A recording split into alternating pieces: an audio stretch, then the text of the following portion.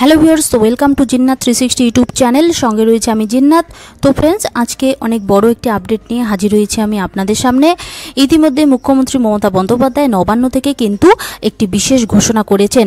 তাই আপনারা যদি স্থায়ী অস্থায়ী চুক্তিভিত্তিক কর্মচারী হয়ে থাকেন এবং যে সমস্ত কর্মীরা রাজ্য সরকারি কর্মচারী রয়েছেন, পাশাপাশি রয়েছেন আইসিডিএস, আশা, সিভিক, ভিআরপি থেকে শুরু করে সমস্ত সেক্টরে কর্মরত অস্থায়ী যে সমস্ত কর্মচারী রয়েছেন, তাদের জন্য কি মুখ্যমন্ত্রী মমতা বন্দ্যোপাধ্যায় কি বিশেষ ঘোষণা করেছেন এবং রাজ্য সরকারি কর্মচারী বা তাদের জন্যই কি বিশেষ ঘোষণা করেছেন, পদোন্নতি, বেতন বৃদ্ধি সহ স্থায়ীকরণ নিয়ে একাধিক কিন্তু ঘোষণা মুখ্যমন্ত্রী মমতা বন্দ্যোপাধ্যায় ইতিমধ্যেই করেছেন। তো আজকের ভিডিওটি এই বিষয়ের উপরই। ভিডিওটি আপনারা কোথাও এক সেকেন্ডও স্কিপ করবেন না, ভিডিওটি প্রথম থেকে শেষ পর্যন্ত অবশ্যই দেখুন।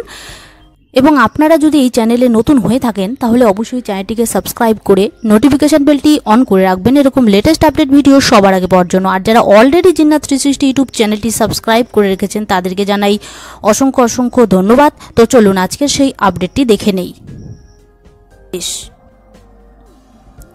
সমকাজে সমবেতনের দাবিতে কয়েক মাসে বারবার উত্তাপ ছড়িয়েছে কলকাতার রাজপথে। শিক্ষক, শিক্ষাকর্মী থেকে সরকারি অফিসের নানা ধরনের কর্মীরা এই ইস্যুতে পথে নেমেছেন। এই পরিস্থিতিতে কেন্দ্রীয় সরকারের একটি নির্দেশিকায় অস্থায়ী বা ক্যাজুয়াল কর্মীদের সমকাজে সমবেতনের ইঙ্গিত দেওয়া হলো। গত 4ই সেপ্টেম্বর কেন্দ্রীয় পার্সোনাল, পিজি ও পেনশন মন্ত্রক থেকে একটি নির্দেশিকা প্রকাশ করা হয়েছে, যেখানে বলা হয়েছে যে সরকারি যে সমস্ত সংস্থা সরাসরি কোনো পদে অস্থায়ী কর্মী নিয়োগ করেছে তাদের সমপদে স্থায়ী কর্মীরা একই দিনে যে বেতন পান তার সমতুল বেতন দিতে হবে। অর্থাৎ বেসিক পে এবং ডিএ অনুযায়ী স্থায়ীদের সঙ্গে অস্থায়ীদের বেতন জুড়তে চাওয়ার কথা বলা হয়েছে।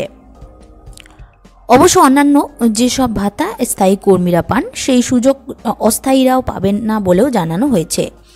দৈনিক কাজের সময়সীমা 8 ঘন্টায় বাড়তে হবে বলেও নির্দেশিকায় উল্লেখ করা হয়েছে। অন্য কোনো সংস্থা বা কন্ট্রাক্টরদের মাধ্যমে কোনো সরকারি সংস্থায় কেউ নিযুক্ত হলে সেই কর্মীরা এই সুযোগ পাবেন না। এই নির্দেশিকা জারি করার পাশাপাশি ভারত সরকার সুপ্রিম কোর্টের 2016 সালের একটি রায়কে হাতিয়ার করেছে। কয়েক বছর আগে সুপ্রিম কোর্টের রায় ছিল সমকাজে সমবেতন দেওয়া না হলে তা বিভাজন তৈরি করতে পারে। 1993 সালে এই সংক্রান্ত একটি আন্তর্জাতিক চুক্তিতে ভারত সরকার স্বাক্ষর করেছিল।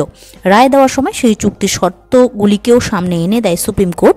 2016 সালে সুপ্রিম কোর্টের রায় বের হওয়ার পর থেকেই সরকারি নানা সংস্থায় কর্মরত অস্থায়ী কর্মীরা সংগঠিতভাবে সরকারের কাছে সমকাজে সমবেতনের দাবি জানাতে থাকে।